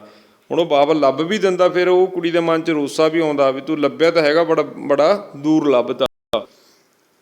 ਪ੍ਰਸ਼ਨ ਨੰਬਰ 7, ਨਿਵੇਂ ਪਹਾੜਾਂ ਦੇ ਪਰਬਤ ਸੁਹਾਗ ਵਿੱਚ ਕੁੜੀ ਦੇ ਪੇਕੇ ਪਹਿਰਾਵੇ ਵਾਲੇ ਕਿਉਂ ਨਿਉਂਦੇ ਦਿਖਾਈ ਗਏ ਹਨ? ਡੋਲ ਰਹੇ ਮਾਪਿਆਂ ਨੂੰ ਦਿਲਾਸਾ ਕਿਵੇਂ ਦਿੱਤਾ ਗਿਆ ਹੈ? ਨਿਵੇਂ ਪਹਾੜਾਂ ਦੇ ਪਰਬਤ, ਹੁਣ ਇੱਥੇ ਬੇਟਾ ਉਹੀ ਗੱਲ ਆ ਗਈ ਵੀ ਜਿਹੜਾ ਰਾਜਾ ਧਰਮੀ ਬਾਬਲ ਆ ਉਹ ਮਹਿਲਾਂ ਦਾ ਰਾਜਾ, ਪਰ ਜਦੋਂ ਆਪਣੀ ਧੀ ਨੂੰ ਵਿਆਹੁੰਦਾ ਉਸ ਨੂੰ ਕੁੜੀ ਜਿੱਥੇ ਉਹਨੇ ਆਪਣੀ ਤੋਰਨੀ ਹੁੰਦੀ ਆ ਉਸ ਕੁੜੀ ਦੇ ਸਹੁਰੇ ਪਰਿਵਾਰ ਅੱਗੇ ਥੋੜ੍ਹਾ ਨਿਮਰਤਾ ਨਾਲ ਨਿਮਣਾ ਪੈਂਦਾ, ਮਤਲਬ ਵੀ ਅਸੀਂ ਧੀ ਵਾਲੇ ਹਾਂ ਭਾਈ, ਸਾਡੀ ਧੀ ਖੁਸ਼ ਰਹੇ, ਉਹ ਹਰ ਇੱਕ ਚੀਜ਼ ਉਹਨਾਂ ਨੂੰ ਸਤਿਕਾਰ ਵਜੋਂ ਪੇਸ਼ ਕਰਦਾ। ਇੱਥੇ ਉਹ ਭਾਵਾਂ ਨੂੰ ਵਿਅਕਤ ਕੀਤਾ ਗਿਆ ਬੇਟਾ ਇਸ ਸੁਹਾਗ ਦੇ ਵਿੱਚ। ਧੀ ਦੇ ਮਾਪੇ ਇਸ ਕਰਕੇ ਨਿਭਦੇ ਹਨ ਕਿ ਉਹਨਾਂ ਨੇ ਆਪਣੀ ਬੇਟੀ ਨੂੰ ਦੂਜੇ ਘਰ ਤੋਰਨਾ ਹੁੰਦਾ ਹੈ ਜਾਂ ਆਪਣੀ ਬੇਟੀ ਦੂਜੇ ਘਰ ਦੇਣੀ ਹੁੰਦੀ ਹੈ। ਦਿਲਾਸਾ ਇਸ ਤਰ੍ਹਾਂ ਹੈ ਕਿ ਅਜਿਹਾ ਦੁਨੀਆ ਦਾ ਦਸਤੂਰ ਹੈ। ਇਸ ਸੁਹਾਗ 'ਚ ਦਿਲਾਸਾ ਵੀ ਹੈ ਭਾਈ, ਰਾਜੇ ਮਹਾਰਾਜੇ ਨੇ ਧੀਆਂ ਤੋਰੀਆਂ ਨੇ, ਆਪਾਂ ਇਨਸਾਨ ਕੌਣ ਹੁੰਦੇ ਹਾਂ ਜਿਹੜੇ ਆਪਣੀ ਧੀ ਨੂੰ ਘਰੇ ਬਿਠਾ ਲਾਂਗੇ, ਇਹ ਦਿਲਾਸਾ ਹੈ। ਦੁਨੀਆ ਦਾ ਦਸਤੂਰ ਹੈ ਪਹਾੜਾਂ ਦੇ ਪਰਬਤ ਨਿਵੇਂ ਪ੍ਰਕਿਰਤਿਕ ਸੰਕੇਤ ਰਾਹੀਂ ਪੇਕੇ ਪਰਿਵਾਰ ਦੀ ਉੱਚੀ ਸ਼ਾਨ ਦਾ ਪ੍ਰਤੀਕ ਹੈ ਅਤੇ ਮੋਹਰਾਂ ਨੇ ਪਹਿਲਾਂ ਪਾਈਆਂ ਅਨੁਸਾਰ ਮਾਪਿਆਂ ਅੰਦਰ ਧੀ ਦੇ ਵਿਛੋੜੇ ਦਾ ਦੁੱਖ ਹੈ ਅਤੇ ਦਿਲਾਸਾ ਇਹ ਹੈ ਕਿ ਇਹ ਕੰਮ ਧੀਆਂ ਵਿਆਹੁਣ ਦਾ ਸ਼ੁਰੂ ਤੋਂ ਹੀ ਦਸਤੂਰ ਹੈ। ਸੋ ਇਹਦੇ ਵਿੱਚ ਜਿੱਥੇ ਅਸੀਂ ਨਿਵਣ ਦੀ ਗੱਲ ਕਹਿੰਦੇ ਹਾਂ ਉਹ ਕਹਿੰਦੇ ਭਾਈ ਇਹ ਤਾਂ ਇਹ ਜਿਹੜਾ ਦਸਤੂਰ ਹੈ ਦੁਨੀਆ ਦਾ ਸ਼ੁਰੂ ਤੋਂ ਹੀ ਚੱਲਿਆ ਆਇਆ। ਅੱਗੇ ਹੈਗਾ ਬੇਟਾ ਪ੍ਰਸ਼ਨ ਨੰਬਰ 8, ਸਾਡਾ ਚਿੜੀਆਂ ਦਾ ਚੰਬਾ। ਹੁਣ ਮੈਂ ਪਹਿਲਾਂ ਹੀ ਉੱਪਰ ਆਪਾਂ ਬਹੁਤ ਵਾਰ ਇਸ ਗੱਲ ਨੂੰ ਰਿਪੀਟ ਕੀਤਾ। ਸੁਹਾਗ ਵਿੱਚ ਧੀ ਦੇ ਪੇਕੇ ਘਰ ਦੇ ਮੋਹ ਵਿੱਚੋਂ ਨਿਕਲਣ ਦੀ ਪੀੜਾ ਕਿਵੇਂ ਦਿਖਾਈ ਗਈ ਹੈ? ਹੁਣ ਇਹ ਵੀ ਇੱਕ ਸੁਹਾਗ ਦੀ ਬਣ ਗਈ ਹੈ। ਉੱਤਰ ਹੈ ਚਿੜੀਆਂ ਦੇ ਚੰਬੇ ਤੋਂ ਭਾਵ ਕੁੜੀਆਂ ਦਾ ਝੁਰਮਟ ਹੈ, ਜਿਨ੍ਹਾਂ ਨੇ ਇੱਕ ਦਿਨ ਬਾਬਲ ਦੇ ਘਰ ਜਾਂ ਬਾਬਲ ਦੇ ਘਰੋਂ ਉੱਡ ਜਾਣਾ ਹੈ। ਧੀ ਬਾਪ ਨੂੰ ਕਈ ਤਰ੍ਹਾਂ ਦੀਆਂ ਦਲੀਲਾਂ ਦਿੰਦੀ ਹੈ ਕਿ ਬਾਬਲ ਦੇ ਮਹਿਲਾਂ ਵਿੱਚ ਗੁੱਡੀਆਂ ਕੌਣ ਖੇਡੇਗਾ। ਹੁਣ ਉਹ ਕਹਿੰਦੀ ਆ ਵੀ ਉਹ ਉੱਥੇ ਮਤਲਬ ਤੁਰਨ ਤੋਂ ਪਹਿਲਾਂ ਕਹਿੰਦੀ ਹੈ ਕਿ ਹੁਣ ਕੌਣ ਖੇਡਿਆ ਕਰੂਗਾ। ਹੁਣ ਉਹ ਹਰ ਇੱਕ ਚੀਜ਼ ਉੱਥੇ ਕਹਿੰਦੀ ਹੈ ਕਿ ਬਾਬਲ ਮੈਨੂੰ ਰੱਖ ਲਾ, ਪਰ ਪਿਤਾ ਉਹਦੀ ਜੋ ਪ੍ਰਸ਼ਨ ਕਰਦੀ ਹੈ ਧੀ ਉਹਦਾ ਉੱਤਰ ਕਿਵੇਂ ਦਿੰਦਾ ਦੇਖੋ। ਕਹਿੰਦੀ ਵੀ ਬਾਬਲ ਤੇਰੇ ਮਹਿਲਾਂ 'ਚ ਹੁਣ ਜਿਹੜਾ ਚਰਖਾ ਕੌਣ ਡਾਊਗਾ ਜਾਂ ਤੇਰੇ ਮਹਿਲਾਂ ਵਿੱਚ ਗੁੱਡੀਆਂ ਕੌਣ ਖੇਡੇਗਾ, ਚਰਖਾ ਕੌਣ ਕੱਤੇਗਾ। ਪਰ ਬਾਬਲ ਕਹਿੰਦਾ ਹੈ ਕਿ ਇਹ ਸਭ ਉਸ ਦੀਆਂ ਪੋਤਰੀਆਂ ਕਰਨਗੀਆਂ। ਕਹਿੰਦਾ ਧੀਏ ਹੁਣ ਤੂੰ ਜਾ, ਹੁਣ ਇਹ ਸਾਰੇ ਕੰਮ ਇਸ ਘਰ 'ਚ ਮੇਰੀਆਂ ਪੋਤਰੀਆਂ ਕਰਨਗੀਆਂ, ਤੂੰ ਆਪਣੇ ਘਰ ਜਾ। ਕਹਿੰਦਾ ਹੁਣ ਜਦੋਂ ਉਹ ਕਹਿੰਦੀ ਹੈ ਕਿ ਮੇਰਾ ਡੋਲਾ ਨਹੀਂ ਲੰਘਣਾ ਤੇਰੇ ਮਹਿਲਾਂ ਵਿੱਚੋਂ, ਤਾਂ ਬਾਬਲ ਕੀ ਕਹਿੰਦਾ ਹੈ? ਇੱਕ ਇੱਟ ਪੁੱਟ ਕੇ ਲੰਘਣ ਜੋਗਾ ਰਾਹ ਕਰ ਦੇਵਾਂਗੇ। ਕਹਿੰਦਾ ਕੋਈ ਗੱਲ ਨਹੀਂ ਧੀਏ, ਜਿੱਥੇ ਡੋਲਾ ਅੜੂਗਾ ਨਾ ਮੈਂ ਇੱਟ ਪੱਟ ਕੇ ਤੇਰਾ ਡੋਲਾ ਅੱਗੇ ਕਰ ਦੂੰਗਾ। ਹੁਣ ਧੀ ਉਸੇ ਘਰੇ ਰੁਕਣ ਦੇ ਆਪਣੇ ਜੋ ਉਹਦੇ ਮਨ ਦੇ ਭਾਵ ਨੇ ਉਹ ਧੀ ਉਸ ਘਰੇ ਰੁਕਣ ਦੀ ਗੱਲ ਕਰਦੀ ਹੈ ਅਤੇ ਜਿਹੜਾ ਪਿਤਾ ਉਹਨੂੰ ਉਸ ਘਰ ਤੋਂ ਵਿਦਾ ਕਰਨ ਦੀ ਗੱਲ ਕਰਦਾ ਇਹ ਸੁਹਾਗ ਦੇ ਵਿੱਚ। ਪਰ ਬਾਬਲ ਰਹੁ ਰੀਤਾਂ ਅਨੁਸਾਰ ਤੋਰਨ ਲਈ ਮਜਬੂਰ ਹੈ। ਧੀ ਅੰਦਰ ਮੋਹ ਦੀ ਪੀੜਾ ਵੀ ਹੁੰਦੀ ਹੈ ਅਤੇ ਸਹੁਰੇ ਘਰ ਦਾ ਚਾਅ ਹੁੰਦਾ ਹੈ। ਧੀ ਕਹਿੰਦੀ ਹੈ ਬਾਬਲ ਕਿਹੜੇ ਦੇਸ਼ ਜਾਣਾ, ਭਾਵ ਸਹੁਰੇ ਘਰ ਤੋਂ ਹੈ। ਜਦੋਂ ਇਹਦੇ ਵਿੱਚ ਧੀ ਸੰਬੋਧਨ ਕਰਦੀ ਹੈ ਕਿ ਅਸੀਂ ਕਿਹੜੇ ਦੇਸ਼ ਜਾਣਾ, ਮਤਲਬ ਮੈਂ ਕਿਹੜੇ ਆਪਣੇ ਉਸ ਘਰ ਦੀ ਗੱਲ ਕਰਦੀ ਹੈ, ਸਹੁਰੇ ਪਰਿਵਾਰ ਦੀ ਗੱਲ ਕਰਦੀ ਹੈ। ਘਰ ਜਾ ਆਪਣੇ ਤੋਂ ਭਾਵ ਵੀ ਸਹੁਰਾ ਘਰ ਹੀ ਹੈ। ਜਦੋਂ ਕਹਿੰਦਾ ਜਾ ਧੀਏ ਘਰ ਆਪਣੇ, ਵੀ ਤੂੰ ਆਪਣੇ ਘਰ ਜਾ, ਆਪਣੇ ਘਰ ਤੋਂ ਭਾਵ ਵੀ ਅਸਲ ਦੇ ਵਿੱਚ ਵੀ ਉਹ ਆਪਣੀ ਧੀ ਨੂੰ ਬਾਬਲ ਕਹਿੰਦਾ ਕਿ ਬੇਟਾ ਤੇਰਾ ਘਰ ਜਿੱਥੇ ਤੇ ਜਨਮ ਲਿਆ ਇਹ ਨਹੀਂ ਤੇਰਾ ਘਰ, ਤਾਂ ਤੇਰਾ ਸਹੁਰਾ ਘਰ ਅਸਲ 'ਚ, ਤੂੰ ਆਪਣਾ ਘਰ ਵਸਾ, ਤੂੰ ਆਪਣੇ ਘਰ ਜਾ, ਉਹ ਹੀ ਉਸ ਦਾ ਅਸਲੀ ਘਰ ਹੈ। ਅੱਗੇ ਹੈਗਾ ਤੁਹਾਡਾ ਸੁਹਾਗ ਨਿੱਕੀ ਜਿਹੀ ਸੂਈ ਬਟਮਾ ਧਾਗਾ ਵਿੱਚ ਧੀ ਦੇ ਰੋਣ ਦਾ ਕਾਰਨ ਕੀ ਹੈ? ਇਸ ਸੁਹਾਗ ਵਿੱਚ ਮੁਟਿਆਰ ਕਸੀਦਾ ਕੱਢ ਰਹੀ ਹੈ। ਉਹ ਤਾਂ ਰੋ ਰਹੀ ਹੈ ਕਿ ਉਸ ਦਾ ਵਿਆਹ ਰਚਾਇਆ ਜਾ ਰਿਹਾ ਹੈ ਅਤੇ ਉਹ ਪੇਕੇ ਛੱਡ ਕੇ ਪ੍ਰਦੇਸ਼ ਭਾਵ ਸਹੁਰੇ ਘਰ ਜਾ ਰਹੀ ਹੈ। ਇਸ ਸੁਹਾਗ ਵਿੱਚ ਪਿਓ ਧੀ, ਭੈਣ ਭਰਾ, ਚਾਚਾ ਭਤੀਜੀ, ਮਾਮਾ ਭਾਣਜੀ ਰਿਸ਼ਤਿਆਂ ਦਾ ਜ਼ਿਕਰ ਹੈ। ਸੋ ਇੱਥੇ ਧੀ ਨੂੰ ਹੁੰਦਾ ਕਿ ਹੁਣ ਮੇਰਾ ਵਿਆਹ ਦਾ ਕਾਰਜ ਰਚਾਇਆ ਜਾ ਰਿਹਾ, ਮੈਂ ਆਪਣੇ ਪਰਿਵਾਰਕ ਇਹਨਾਂ ਰਿਸ਼ਤਿਆਂ ਨੂੰ ਛੱਡ ਕੇ ਦੂਰ ਚਲਿਆ ਜਾਣਾ, ਇਸ ਕਰਕੇ ਉਹਦੇ ਅੱਖਾਂ ਦੇ ਵਿੱਚ ਵਿਯੋਗ ਹੈ। ਸੋ ਇਹ ਸੀਗਾ ਤੁਹਾਡਾ ਸੁਹਾਗ ਲੋਕ ਗੀਤ, ਅਤੇ ਜੋ ਤੁਹਾਡੇ ਪਾਠ ਪੁਸਤਕ ਦੇ ਵਿੱਚ ਬੇਟਾ ਸੁਹਾਗ ਦਿੱਤੇ ਗਏ ਨੇ, ਸੋ ਸਾਰੇ ਵਿਦਿਆਰਥੀਆਂ ਨੇ ਉਹਨਾਂ ਨੂੰ ਜ਼ਰੂਰ ਪੜ੍ਹਨਾ। ਇਹ ਜਿਹੜੇ ਪ੍ਰਸ਼ਨ ਉੱਤਰ ਨੇ ਉਹਨਾਂ ਸੁਹਾਗਾਂ ਦੇ ਨਾਲ ਸੰਬੰਧਿਤ ਹਨ। ਸੋ 8 ਦੇ 8 ਸੁਹਾਗਾਂ ਲਈ ਇਸ ਚੈਨਲ ਤੋਂ ਆਪਾਂ ਇੱਕ ਵੀਡੀਓ ਜ਼ਰੂਰ ਅਪਲੋਡ ਕਰਾਂਗੇ। ਸੋ ਵਿਦਿਆਰਥੀਆਂ ਨੇ ਵਧੇਰੇ ਜਾਣਕਾਰੀ ਲਈ ਇਹ ਪ੍ਰਦਾਨ ਕਰਨ ਲਈ ਜਾਂ ਪ੍ਰਾਪਤ ਕਰਨ ਲਈ ਉਹ ਵੀਡੀਓ ਨੂੰ ਜ਼ਰੂਰ ਵੇਖਣਾ ਹੈ। ਸੋ 11ਵੀਂ ਕਲਾਸ ਦੇ ਲੋਕ ਗੀਤ ਸੁਹਾਗ ਨਾਲ ਸੰਬੰਧਿਤ ਇਹ ਵੀਡੀਓ ਨੂੰ ਆਪਾਂ ਇੱਥੇ ਹੀ ਸਮਾਪਤ ਕਰਦੇ ਹਾਂ। Thank you so much.